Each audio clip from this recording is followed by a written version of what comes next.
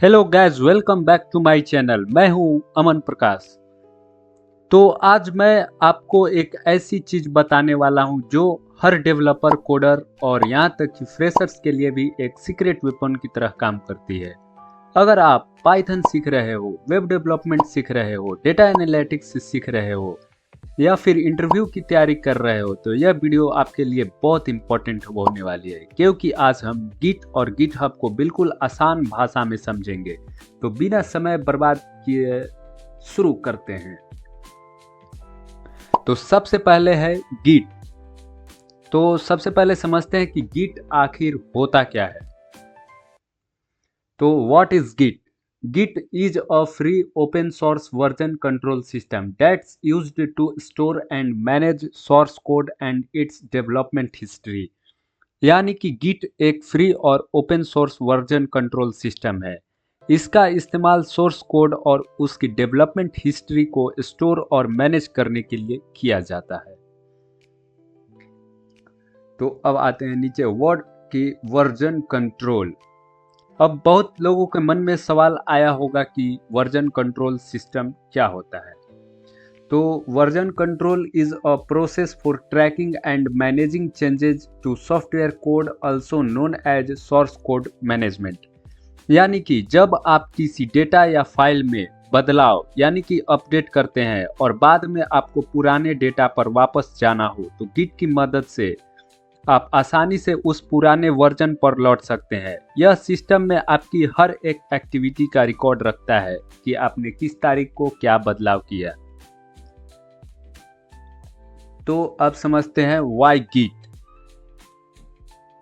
यानी कि गिट के इस्तेमाल करने के क्या फ़ायदे हो सकते हैं। तो जैसा कि मैंने आपको वर्जन कंट्रोल तो अभी बताया, अब समझते हैं कोलैबोरेशन के बारे में। यानी कि मल्टीपल डेवलपर्स, जैसे कि एक ही कंपनी के अलग अलग लोग एक ही समय पर एक साथ एक प्रोजेक्ट पर काम करते हैं तो उसे कोलैबोरेशन बोलते हैं।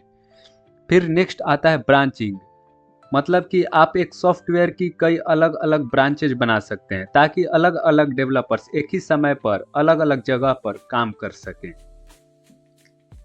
फिर उसके बाद आता है बैकअप, यानी कि गिट आपके सोर्स कोड और फाइलों को सुरक्षित रहता है और उनका बैकअप बनाता है।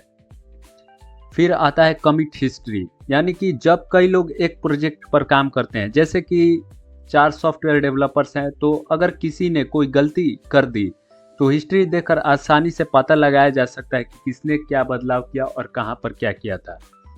अब आते हैं नेक्स्ट, तो अब आते हैं गिटहब। बात करते हैं गिटहब क्या है।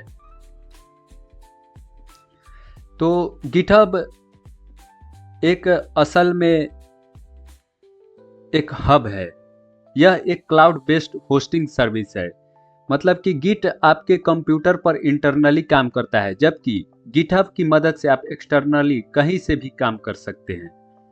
इस पर आप न सिर्फ अपना सोर्स कोड बल्कि ऑडियो, वीडियो, एक्सेल शीट जैसी कोई भी फाइल को यहाँ पे आप स्टोर कर सकते हैं। गिटहब आपके फ़ोन और कंप्यूटर और कई अलग अलग डिवाइसेस पर भी एक्सेस किया जा सकता है। तो अब आते हैं नेक्स्ट, गिटहब वर्किंग प्रोसेस, यानी कि गिटहब कैसे काम करता है।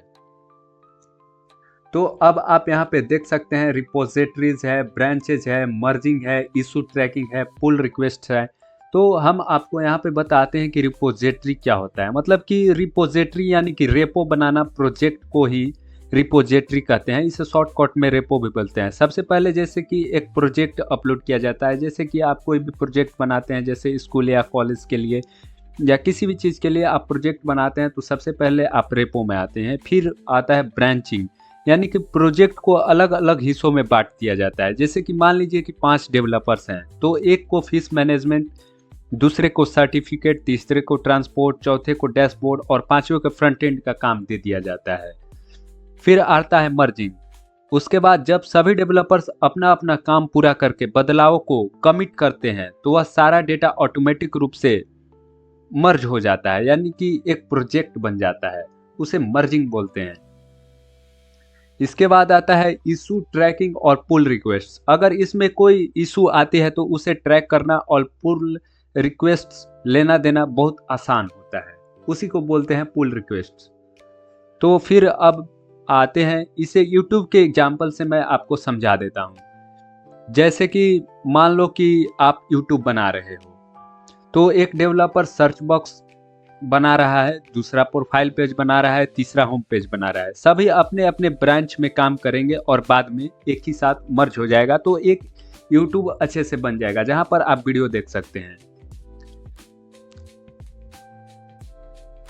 अब आते हैं, इस प्रोसेस को हम आपको आसानी से समझा देते हैं। जैसे कि सबसे पहले रिपोजिटरी क्रिएट करना, फिर कोड को स्टोर करना, फिर उसे चेंज करना, फिर ब्रांच को मैनेज करना, फिर चेंजेस को पर्पस करना, और फिर उसके बाद रिव्यू करना, और उसके बाद फाइनली मर्ज कर देना।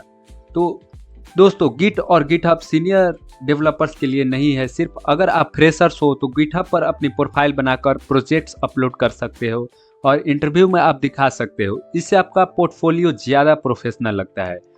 अगर आपको गिटहब का प्रैक्टिकल ट्यूटोरियल चाहिए जिसमें प्रोफाइल बनाना, प्रोजेक्ट बनाना और कमांड सीखना शामिल हो, तो कमेंट में लिखो नेक्स्ट पार्ट। अगर आपको वीडियो पसंद आई हो तो लाइक कर देना, चैनल को सब्सक्राइब कर देना। तो मिलते हैं अगली वीडियो में, तब तक के लिए इतना ही।